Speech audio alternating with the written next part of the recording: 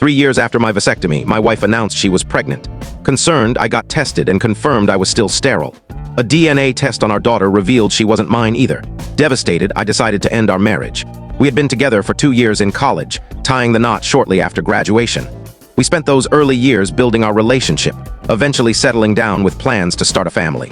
When she stopped using contraception, her drive surged, but it took 3 years for her to conceive. We welcomed a beautiful daughter. A few months later, my wife resumed birth control but struggled with side effects.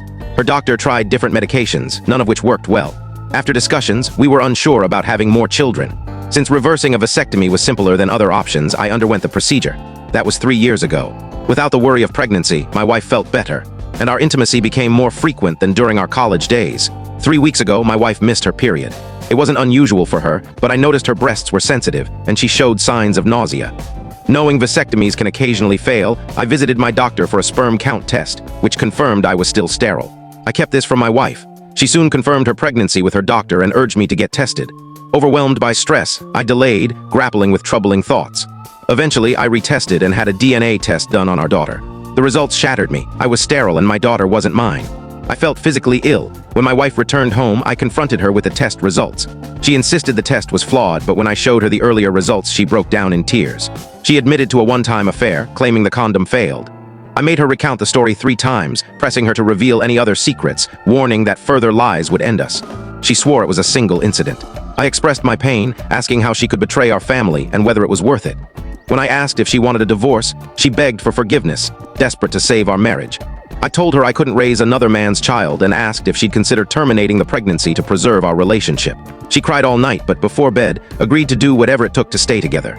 I didn't mention the DNA test results. I plan to consult a lawyer next week to explore my obligations regarding child support for our first child. Had she confessed about our daughter's paternity, I might have tried to forgive her, but her assumption that she could hide it destroyed my trust. No telling what else she's concealed. Update. My lawyer was exceptional. I brought bank statements, medical records, and DNA results to our meeting.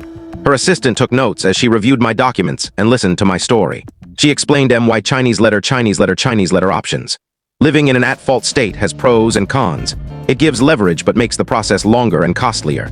For our daughter, if my wife agrees to relinquish my parental rights, I can avoid child support easily. Otherwise, a court-ordered DNA test and judgment could resolve it, though it's pricier. Given my wife's comparable income, alimony is unlikely. Property division and other details can be negotiated pre-trial. Due to the holidays, papers won't be ready until after Christmas. My lawyer advised silence until my wife is served and gave me a list of tasks to complete before and after the holiday. I can't tell you the full story in short. To watch the full story, click the related link below.